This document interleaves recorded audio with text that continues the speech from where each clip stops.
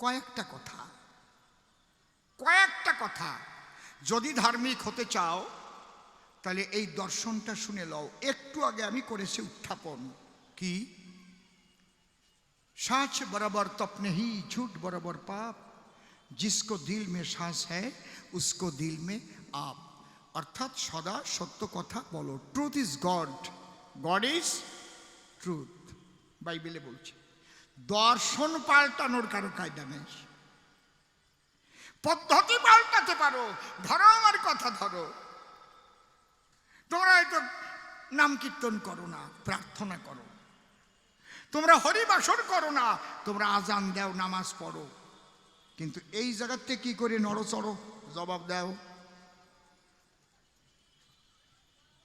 সত্যকে ধরো। তাহলে বাইবেল বলবে কেন truth is god, god is truth. যদি সেই গডকে জানতে চাও তাহলে সত্যের পূজারী হও।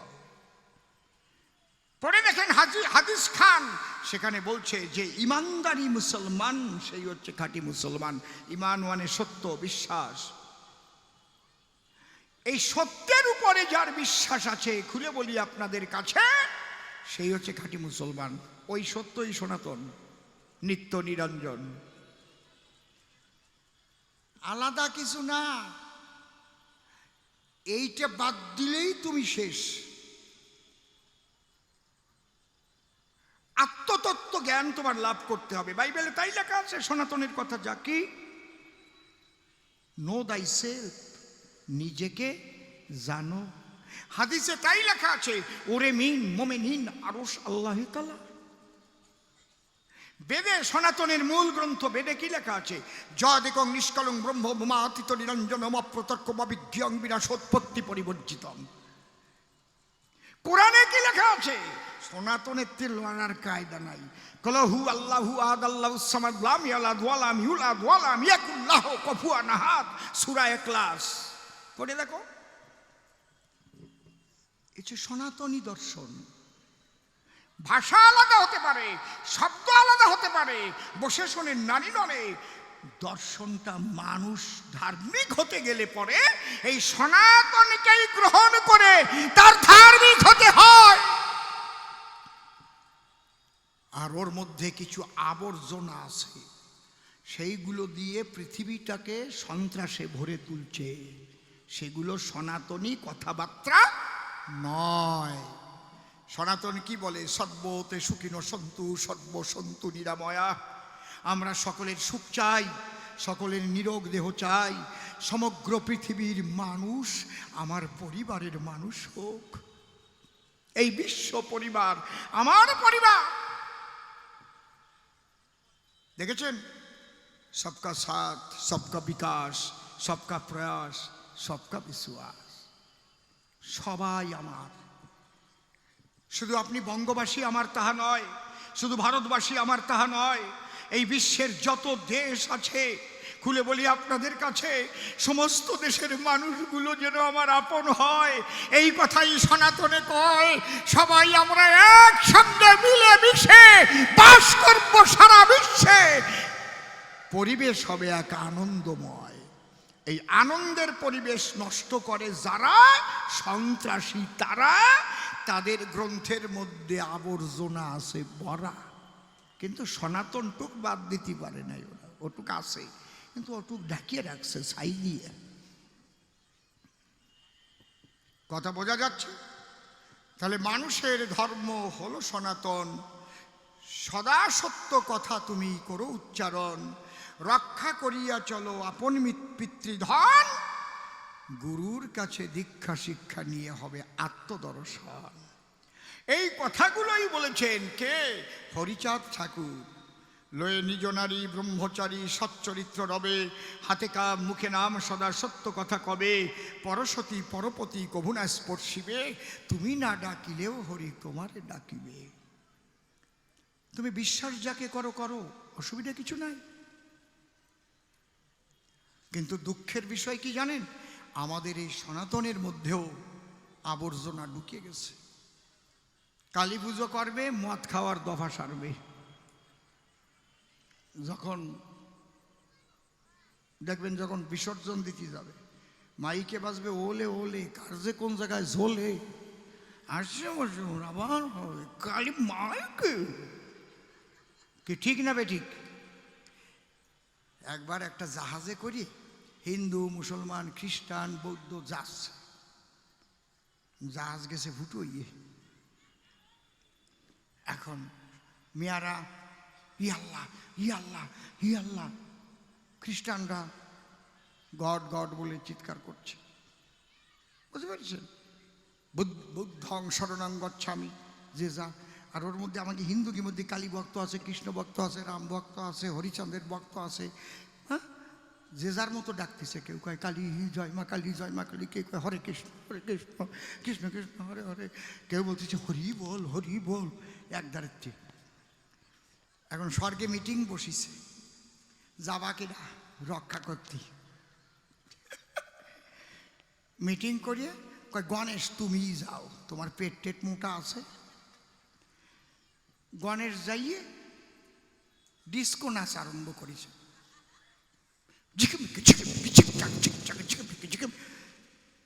মানে কৃষ্ণ কয় ও গণেশ তুমি গেছো রক্ষা করতে, ডিস্কো নাচ নাচতিস কেন?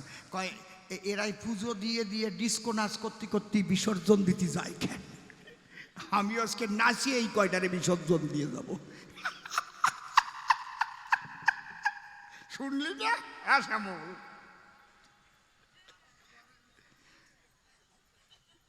কি তাহলে পুজো করবা করবা, পূজার মতো পুজো করবা। তাহলে মানুষের একটা ধর্ম যার নাম সনাতন, সনাতন এই মনুষ্যত্ব হবে জাগরণ। আর মনুষ্যত্ব জাগ্রত হলে করবে কর্তব্য পালন, সত্যকে রক্ষা করে থাকিয়া সে সংসারে রক্ষা করবে আপন পিতৃধন। এবার একটা গান গাই, গানের মধ্যে দিয়ে আরো আমি কিছু তত্ত্ব কথা বলে যাই, আপনারা করবেন শ্রবণ। হরিবল হরিবল।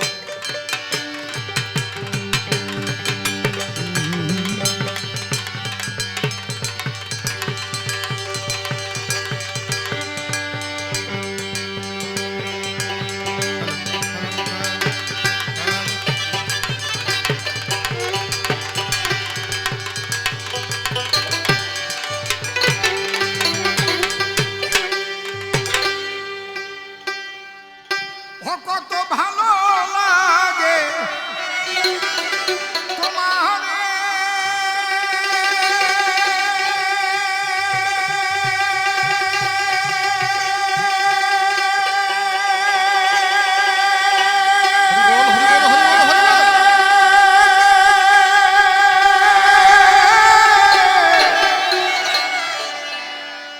ওরে কিশোর বন্ধু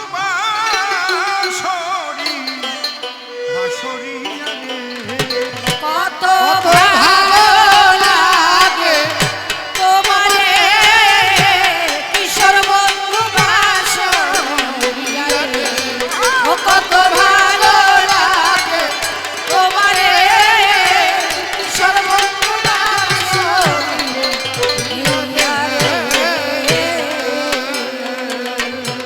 তোমার বাঁশি শুনে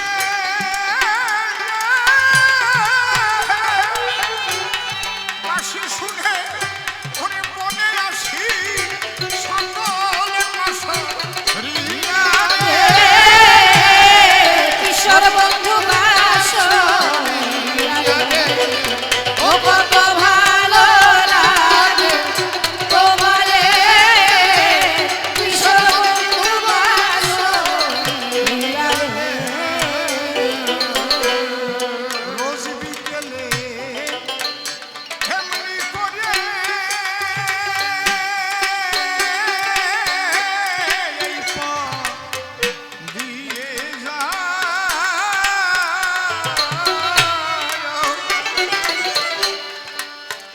আর বাঁশি বাজাইয়ে বন্ধু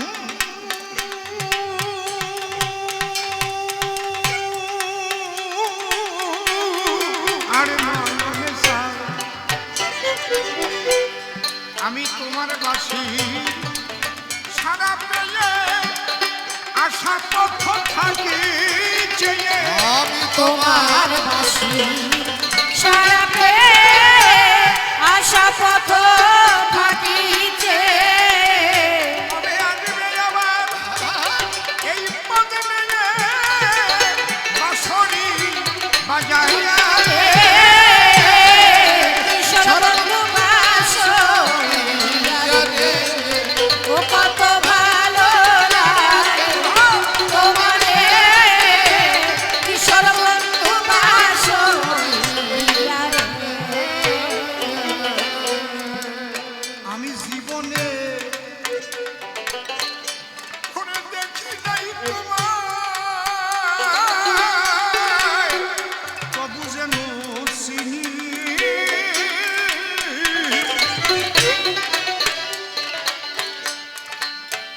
আছে নাকি এত আপন সকল আপন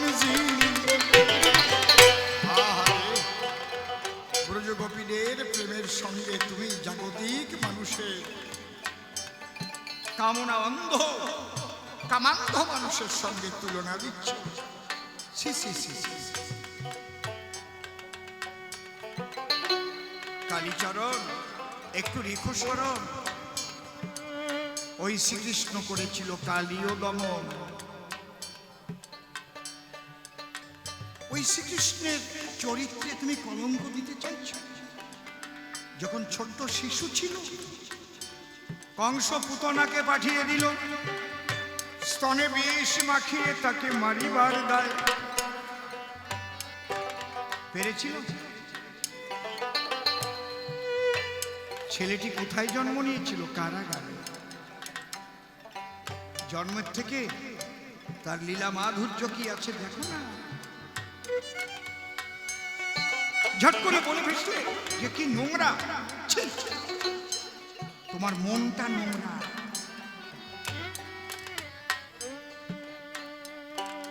এই জন্য তুমি কৃষ্ণ লীলাকে নোংরা দিচ্ছ। যে শিশু পুতনার মতো রাক্ষসীকে এক টানে স্তনে মুখ দিয়ে মেরে ফেলতে পারে, যে বালক কালীয় নাগের মতো অত বড় বিষধর সর্পকে তার মস্তকে পাড়া দিয়ে এক একটা করে মাথা ভাঙতে পারে, তার চরিত্র নিয়ে তুমি কথা বলছো। যে বালক বাম হস্তের কনিষ্ঠা আঙ্গুলে গিরি গোবর্ধন তুলে ব্রজবাসীদের প্রাণ রক্ষা করতে পারে, কেমন লাগে? যাকে পরীক্ষা করার তরে ব্রহ্মা তার নবলক্ষ ধেনু হরণ করে, আমার কৃষ্ণ নটবরে আবার সেই নবলক্ষ ধেনু দিব্য ধেনু তৈরি করে বৃন্দাবনে লীলাবিলাস।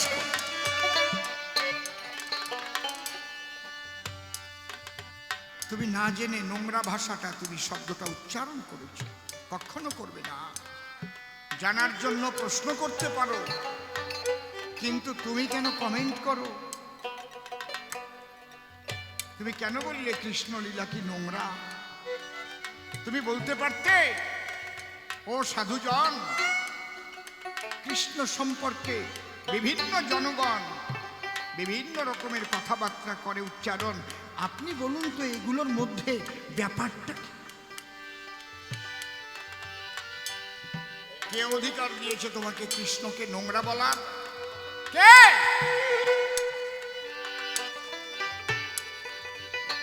কুজি বুড়িকে বিয়ে করেছে? শাস্ত্র পড়নি? ওই কুজি বুড়ি কে ছিল? রাবণের চেরি ত্রিজটা। যখন রাবণ সীতাকে অশোক কাননে রেখেছিল, ত্রিজটা সে সীতার সেবার জন্য সেখানে ছিল।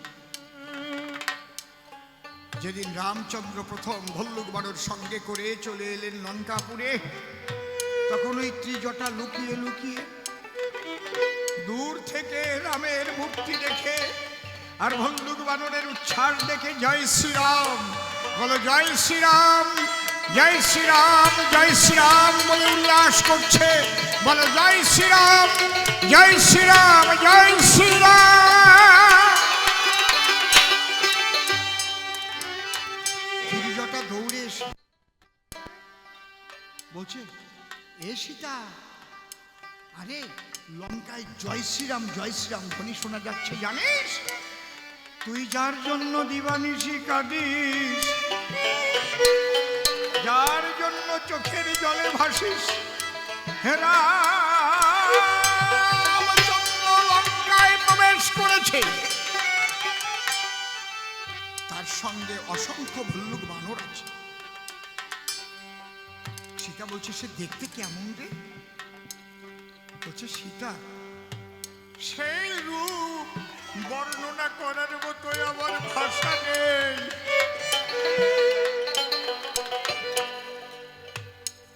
যে অপরূপ রূপের মাধুরী,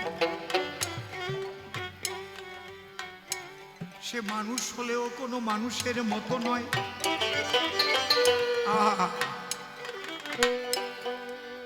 তাকে দেখলে পরে একবার দেহ মন প্রাণ হরে লয়। রাম রাম রাম রাম রাম রাম রাম।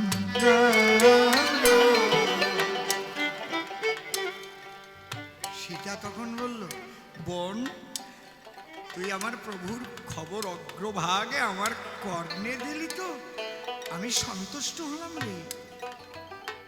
তুই আমার কাছে যা চাইবি তাই পাবি। একটু খুলবে, বন্ধ হয়ে গেছে কিন্তু মাইকের ভাইব্রেশন। তুই আমার কাছে একটা বর চেয়ে নে। বলে আমি যা চাইবো আমাকে তাই দিবি? সত্যি দিবি? বলে হ্যাঁ সত্যি, ত্রিসত্য অঙ্গীকারে আবদ্ধ হ। বলে তুই যা চাইবি তাই দিবি। বলে আর কিছু চাই নাই আমি, আমার কথা নেই। ওই শ্রীরামচন্দ্রকে আমার প্রতিরূপে দে। রাম রূপ দর্শন করে আমি হয়েছি পাগল। অঝরে ঝরিছে আমার দু নয়নের জল। সীতা বলছে, তুই কি চাইলি? হ্যাঁ, তবে আমি যখন ত্রিসত্য অঙ্গীকারে আবদ্ধ হয়েছি, শোন শোন, ত্রিজটা বলি তোর কাছে কাছে। তবে এ যুগে নয়, অন্তরে দেখে ভেবে, এই যুগের পরে যবে কৃষ্ণলীলা হবে, সেখানে তুই করবি গিয়ে জন্মগ্রহণ। প্রতিরূপে পাবি আমার সেই রাম, হবে যখন কৃষ্ণ জনার্দন। হরি হরি হরি বল। কালীচরণ তোমার জানা ভালো, সেই ত্রিজটা এবারে সে পুঁজি হলো। ফুলের ডালা নিয়ে বসেছিল, মালা নিয়ে বসেছিল, কবে আসবে? যে কারণে কৃষ্ণ জনার্দনে পুঁজি বুড়িকে স্ত্রী সম্মান দিয়েছে। কারণ ছাড়া কাজ হয় নাকি? ও কয় কুজি রে, ও ছাড়ে নাই। তোমার যেমন মন তেমন দর্শন, বুঝলে?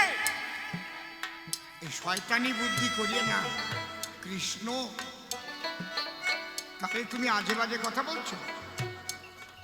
একটা লোকের ছেলের জ্বর হয়েছে, ছেলেটার বয়স 13-14 বছর, তাই টিটিয়ে কুইনাইন ট্যাবলেট দিয়েছে, ও খায় না। এখন তো কুইনাইনকে সুগার কোটেড করা হয়েছে, যেটা মুখে দিলে তিতো বোঝা যাবে না, মিষ্টি স্বাদ মেলে।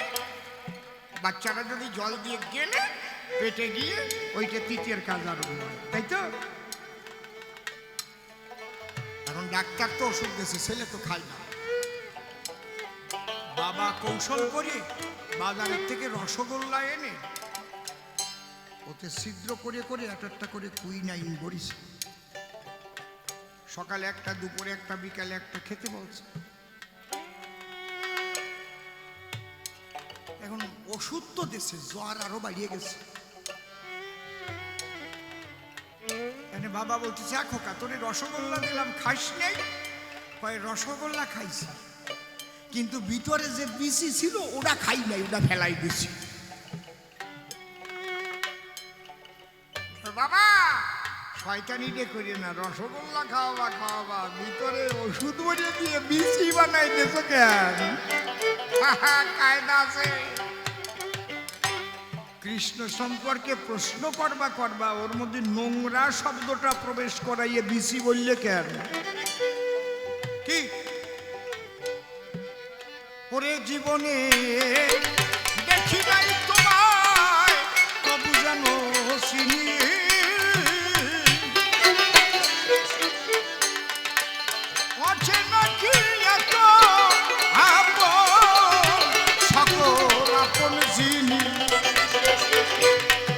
আমি কবে তোমার হব মনের কথা ভেঙে কব কবে তোমার আপন হব মনের কথা ভেঙে কব কবে আমার আমি তোমায় দেব সহজে দাঁড়িয়া রে ঈশ্বর বন্ধু পাশ কত ভালো লাগে তোমারে ঈশ্বর বন্ধু পাশ কি জানো কি জানে রে তোমার বাঁশির গানে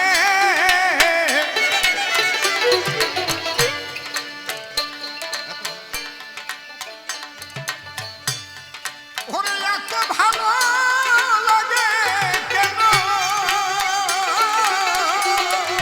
বুঝি না তার মানে না বোঝা সে গানের ভাষায় কেন আমায় কাদায় হাসায় না ভালোবাসে গানের ভাষায় কেন রে কাদায় হাসায় ওরে না বোঝা সেই গানের ভাষায় কেন মনে কাদায় হাসায় না বোঝা গানের ভাষায় কেন কাদায় হাসায় আমায় একেবারে ডুবাই ওরে একেবারে ভাষায় মরমে মারিয়া রে শ্বশুর বন্ধু পাশ ও কত ভালো লাগে তোমারে ঈশ্বর বন্ধু পাশ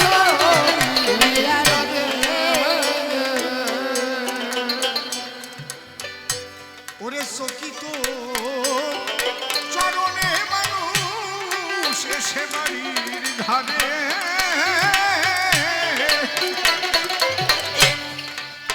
আঘাত দিয়ে ফিরে যাইছে মনের গোপন দ্বারে পাগল বিজয় বলে এমনি করে কতবার সে যেন শোনে বিজয় বলে এমনি বলে কতবার সে গেল শোনে এখন আমি ঘুরে বেড়াই জনম ভরে আপন হারাইয়া রে। ঈশ্বর বন্ধু পাশ ও কত ভালো লাগে তোমারে ঈশ্বর বন্ধু পাশ হায় গো,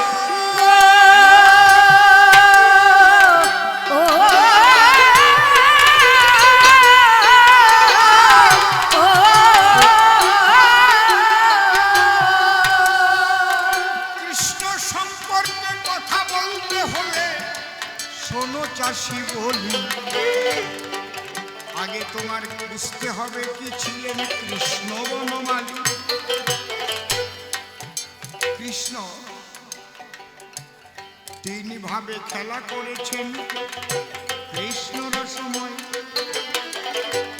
সেই তত্ত্ব একটু ব্যাখ্যা করে বলবো মহাশয় একটা হচ্ছে প্রেম ঘন আর একটা হচ্ছে জ্ঞান ঘন আর একটা হচ্ছে কর্ম ঘন প্রেম ঘন মূর্তি কৃষ্ণের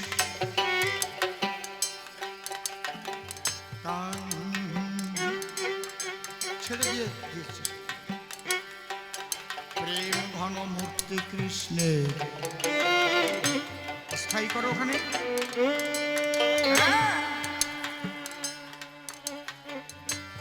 মধুর বৃন্দাবন প্রেমের লীলা করেছে সেখানে মদন মোহন প্রেম ঘন মূর্তি হচ্ছে বৃন্দাবন। এই জন্য শাস্ত্রে বলছে বৃন্দাবনে অপ্রাকৃত নবীন মদন কামবিষ কাম গায়ত্রী যাহার উপাসনা। আপনারা নিশ্চয়ই গুরু ঘরে যারা গেছেন তারা সাধন পদ্ধতি জেনেছেন যে কামবিষ কাম গায়ত্রী কত মূল্যবান।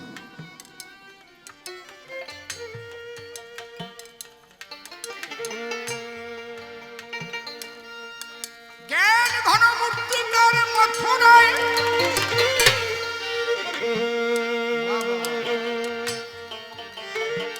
কর্ম ঘন মূর্তি তার দ্বারকায়।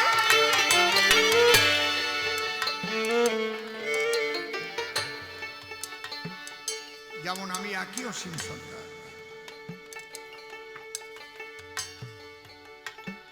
আমার একটা সাংসারিক জীবন আছে, একটা রাজনৈতিক জীবন আছে, আমার একটা সাংস্কৃতিক জীবন আছে। সেখানে আমি কবি। আমি যখন সংসার করব সেই সংসার করতে যেয়ে তো আর কবি হলিও কাজ হবে না, কায়দা আছে। আমি সংসার করতে গিয়ে বাড়ি যেয়ে কই কোথায় কোথায় ঘরের বধূ ঘুমাইয়ে পড়ি, আসো নাকি দেখো আলাম আমি যে এই দ্বারে, কতক্ষণ ঘুমাইয়ে থাকবে বলো দেখি। তাই আমি এলাম, তোমার কি তাও জানা নাই? আমি সন্ধ্যে সন্ধ্যে আরম্ভ করে দিই। ওইরকম আছে এক ধরনের মানুষ, এক মহিলার 3 ছেলে, এই ছোট বাচ্চা। এক ছেলে রাজনীতিবিদ, আর এক ছেলে ওই যাত্রার অভিনেতা, আর এক ছেলে সে সুরের সাধনা করে, রাগ প্রধান গান গায় আর কি। তা মাস্টারমশাই বলছে সবসময় রেওয়াজ করবে, রেওয়াজের মধ্যে থাকবে। ও চার দোকানে যাই ও রেওয়াজ করবে, চা দাও, কথা আর কয় না, গানে সব গানে চলে। একটা বিস্কিটি হলে ভালো হতো, সবাই বা শালা পাগল হলো নাকি? যে রাজনীতি করে সে তো খালি স্লোগান দিয়ে বেড়ায়, ভেঙে দাও, ঘুরিয়ে দাও, জবাব চাই, জবাব দাও। আর যে যাত্রার অভিনয় করে সে সবসময় তার একটা মুড আলাদা ভিতরে। চার দোকানে গিয়ে বলে, দাদা একটা চা দেবেন তো? শুধু চা দেবেন না দাদা, আমি ক্ষুধার্ত, অন্তত একটা বিস্কিট দেবেন আমাকে। মানে তার একটা অভিনয় ভাব সব সময়, বুঝতে পারছি। এখন দুপুরবেলা বাড়ি গেছে, যে রাজনীতি করে মারদারে খাবার চলছে, ভাত দাও, ভাত দাও, দিতে হবে, দিতে হবে, ভাত দাও, ভাত দাও।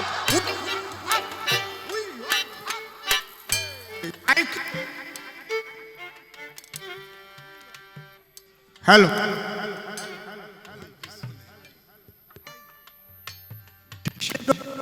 ছাড়িয়ে দিন,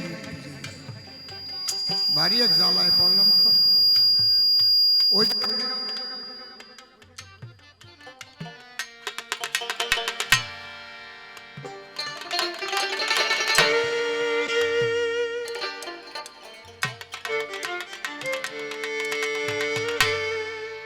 হ্যালো, এটা ভালো করে দিতে হবে। হ্যালো হ্যালো,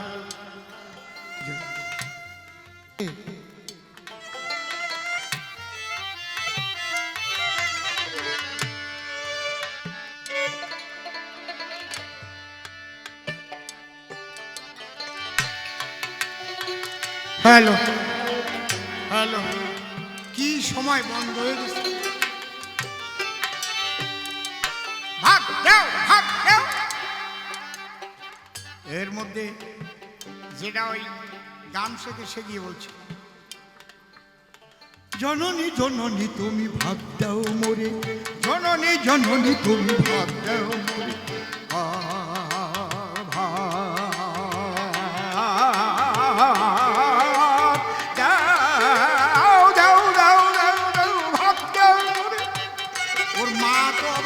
পাকাই রয়েছে।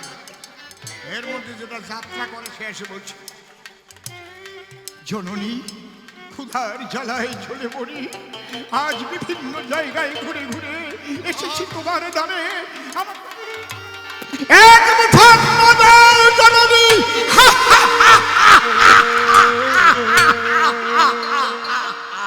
ওর মাসি তোয়ে পড়ে গেছে বয়টা, বাপ দেবে কি? এই সময়ের বাবা আসছে, মা কয় এ কি জন্মাইছো? কয় আমার দোষ কি, আমি তো একদিন গেছিলাম, খোলে নেছো তুমি, 10 মাস 10 দিন, দোষ আমার। ও বাবা, তাহলে জায়গা মতো অভিনয় করতে হবে, জায়গা মতো গান গাইতে হবে। এখন আমি গান জানি বলে বাড়ি যাইয়েই গাবো। কবি কবি গান চলবে?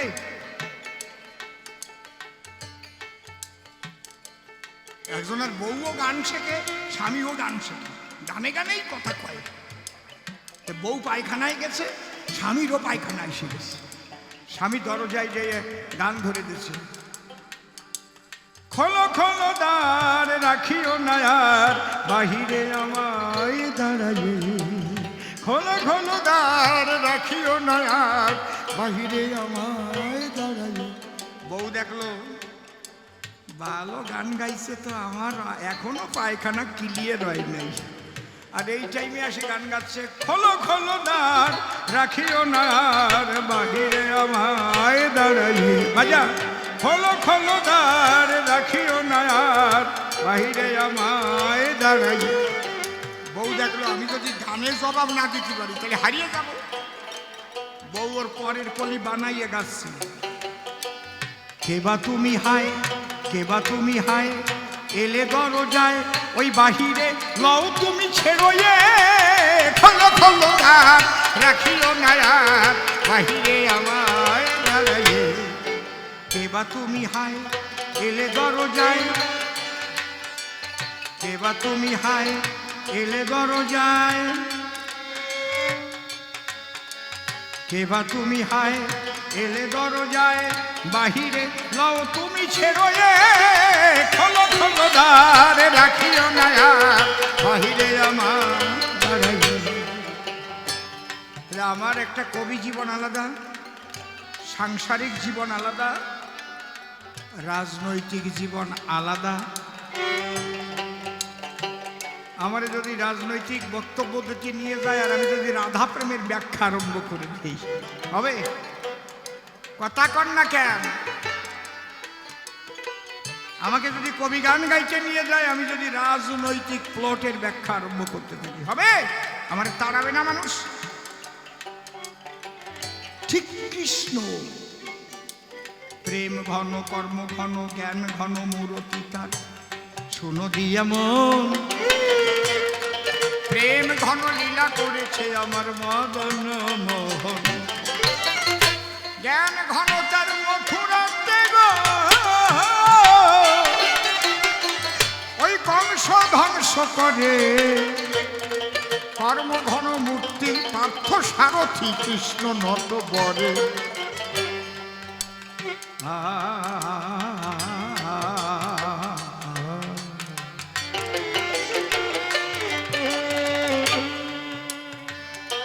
সেখানে পার্থ সারথি শ্রীকৃষ্ণ কুরুক্ষেত্রে অধর্মের বিরুদ্ধে ধর্মের লড়াই, সমস্ত যুদ্ধটাকে পরিচালনা করেছে কে? কে করেছে? শ্রীকৃষ্ণ। যুদ্ধে গিয়ে ওই বৃন্দাবনের প্রেম নিয়ে থাকলে কাজ হবে না, হবে? কথা কন না কেন? যুদ্ধে গিয়ে বাঁশি বাজালে কাজ হবে? তু তু তু হবে না। সেখানে পার্থ সারথি রথ বলগা ধরে কিভাবে অধর্মকে ধ্বংস করা যায় সদা সর্বদাই সেই মন্ত্র দিচ্ছে অর্জুনের কর্ণগোচরে। অর্জুন তো মোটে যুদ্ধ করবে না, রথের সারথি শ্রীকৃষ্ণ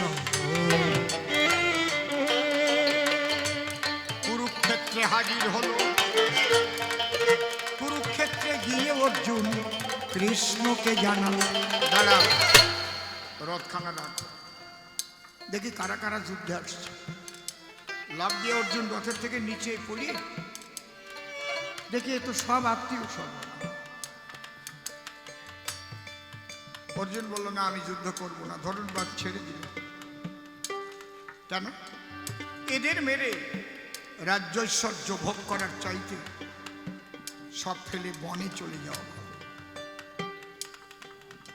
তখন কৃষ্ণ কি বলেছিল? কৈবম্যস্মগাম নৈতাত্তযুপপদ্যতে ক্ষুদ্রং হৃদয়ং দুর্বলং ত্যক্তোত্তিষ্ঠ পরন্ত। কিলিপ বলে গালি দিয়েছে। হ্যাঁ অর্জুন, কিলিবের সভা পরিত্যাগ করো, ধনুক ধরো, যুদ্ধ করো। যুদ্ধ না করলে অধর্মকে ধ্বংস করা যাবে না।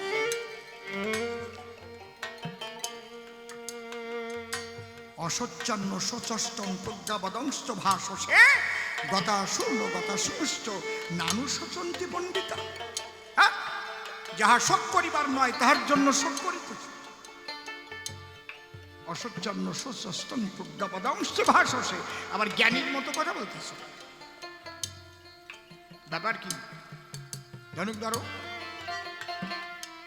তখন তো কৃষ্ণ বলতে পারতো, ঠিক আছে অর্জুন, এইবার বাঁশি বাজাইয়ে বনে চলে যাব, আমরা বনে বনে সবাই মিলে ভিক্ষা করে খাবো।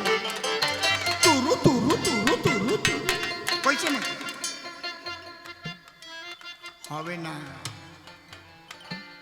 তুমি কোনটা দেখছো বলো? প্রেম ঘন দেখেছো খারাপ, নাকি কর্ম ঘন দেখেছো খারাপ, নাকি জ্ঞান ঘন খারাপ দেখেছো? তুমি কোনোটাই ঠিক পাও নাই, বোঝো না ছাতা।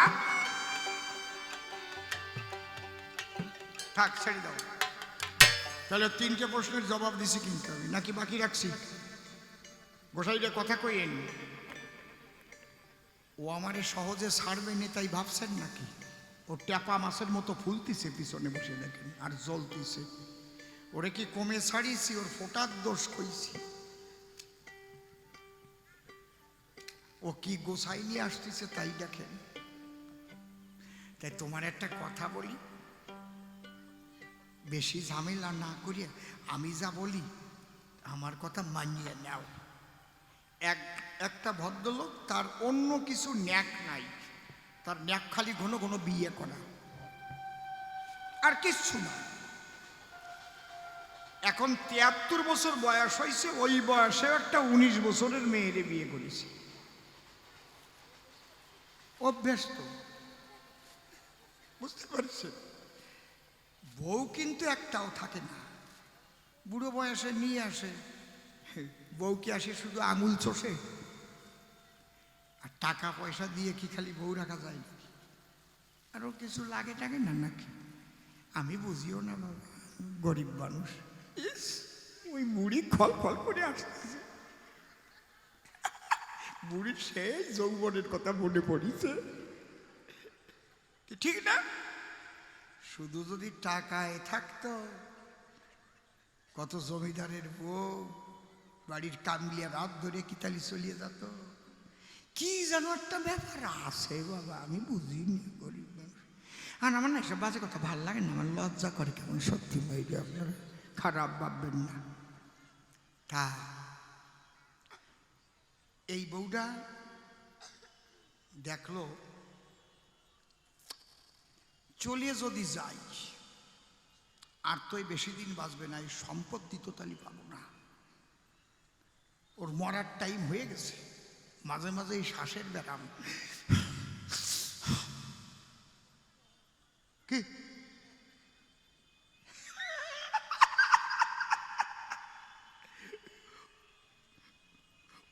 ওই কখন তো তার নাই, তার কখন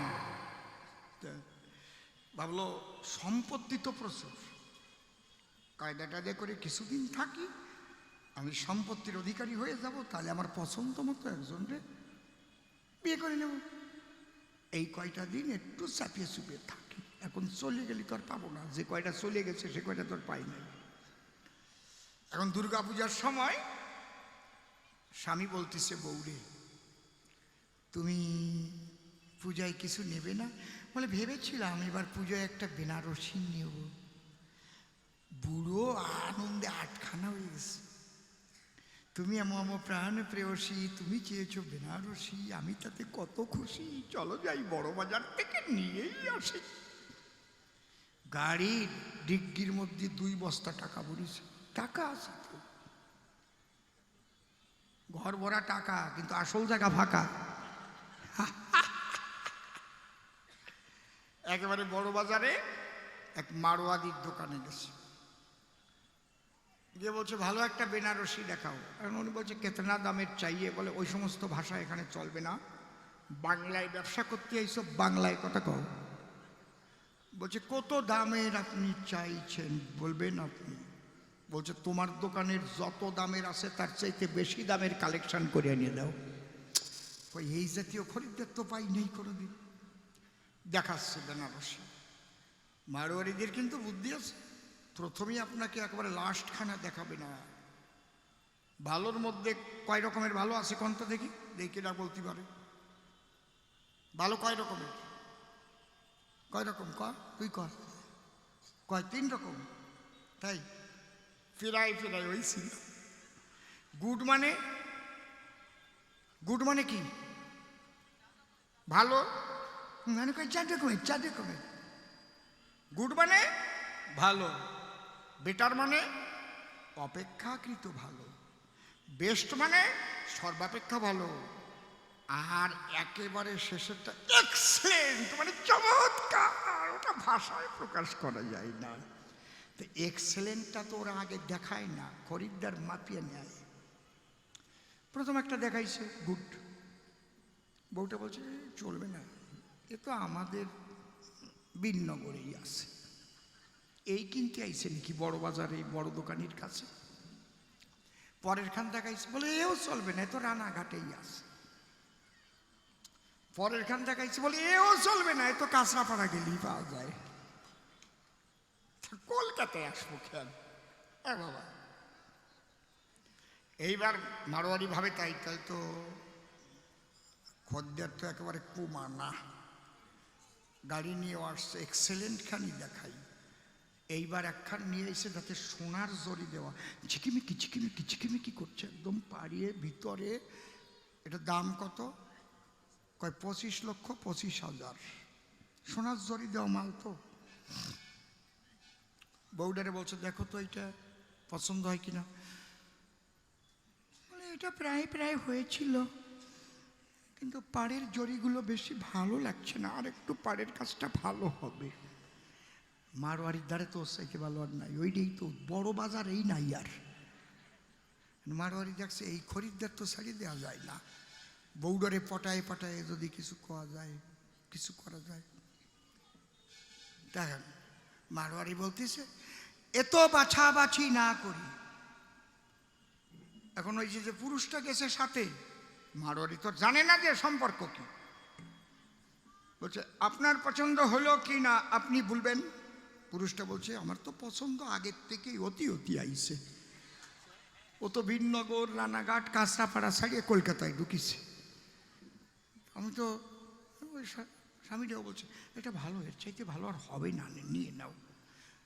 বলছে এটাও আমার ভালো লাগছে না, আর একটু ভালো একটা চাই আমি। বুঝতে পারছি 19 বিয়ের বউ ভিতরে কিসির যে ডে।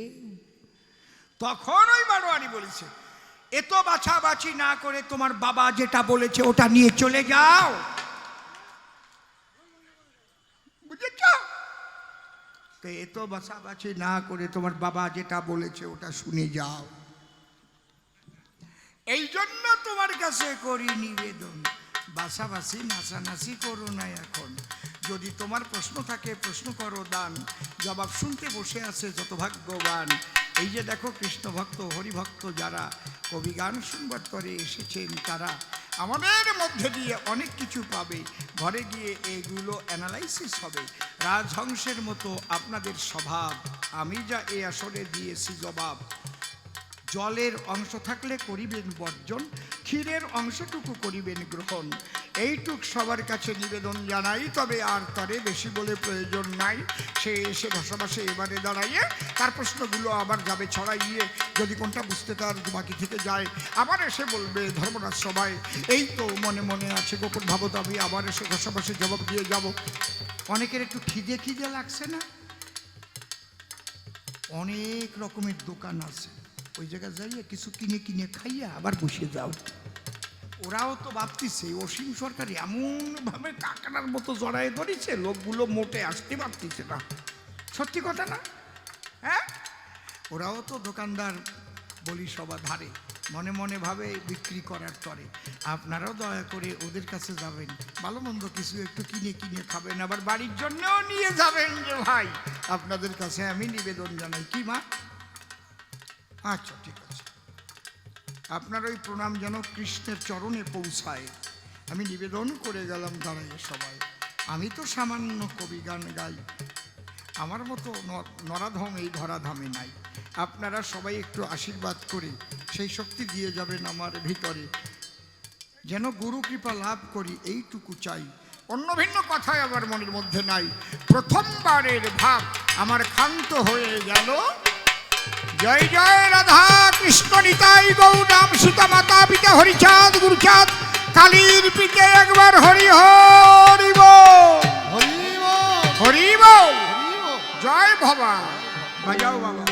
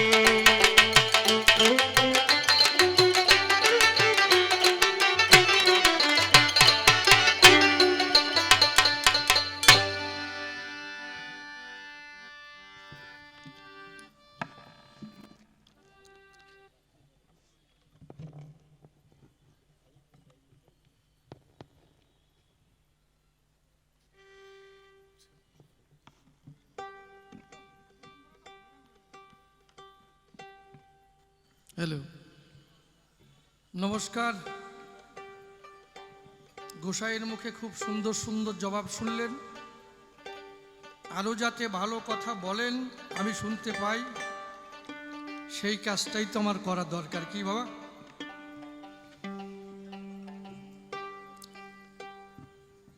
তবে আমি বলেছিলাম যে কৃষ্ণ এতগুলো বিয়ে করেছে, কুজি বুড়িরও ছাড়ে নাই। এই কথাগুলো তো দাদা মিথ্যে নাকি? সত্যি কথা তো। তা আমি কেবল দীক্ষা নিলাম, দীক্ষার জ্ঞানও হয় নাই। আর আমি একদম চাষা মানুষ। কি আমি কি লেখাপড়া জানি? কোন কথায় কি বলি তাতে আছে হুশ? তাই যদি থাকবে তোমার কাছে আসলাম কেন? তাহলে কৃষ্ণ লীলা যে নোংরা, ওটা নোংরা না ভালো না খারাপ না মন্দ, একে আমার জ্ঞান আছে। আমি জিজ্ঞেস করতেই পারি। প্রথম থেকে শুরু করেছি, দীক্ষা কাকে বলে? তুমি যে কানে মন্ত্র দিলে ওতে কি হয় জানার দরকার না। তারপরে কি কত ধরনের প্রশ্ন করছি জানার জন্যে। কারণ দীক্ষা নিয়েই যে আমি মানুষ হয়ে গেলাম তা না। তোমার কথায় যদি আমার জ্ঞান ফেরে, জ্ঞানের বাতি জ্বলে, কারণ শিষ্য আমিও যদি অন্ধ হই আর তুমিও যদি অন্ধ হও, কি হবে না? আরো আমারে কয় ভোটের দোষ, ভোটের দোষ। এত বড় কথা, ভোটের দোষ।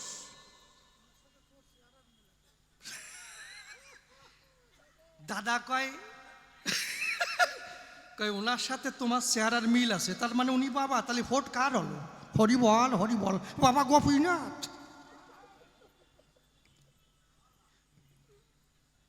তাই এই ধরনের কথা বললি পরে তাহলে সত্যি গুরুর মতে শিষ্য হয়ে যায় না। দাদা কি কও? হ্যাঁ না, আমার গুরুদেব যে খারাপ তা আমি কই না, তা কব কে? কিন্তু একেবারে ছাড়িয়ে দেবো না। ওনার জোলার মধ্যে কি আছে তাই না বের করে ছাড়বো না নাকি? হ্যাঁ, তা আমি যে নোংরা বলবো, আসলে প্রেমটা কি? প্রেম কাকে বলে? কি লীলা, লীলা না বিলা, এ তো আমার জ্ঞান হয় নাই। আমার চোখ আগে তুমি ফুটাও, জ্ঞানের আখি জ্বালো, তারপরে তো আমি ঠিক হবো। তা আগের থেকে যদি তোমার কাছে ঠিকঠাক কই তাহলে তো আমি গুরু সাইজে গেলাম নাকি? খালি দাবড়ি দেয়, খালি কথায় কথায় দাবড়ি দেয়, বুঝলেন?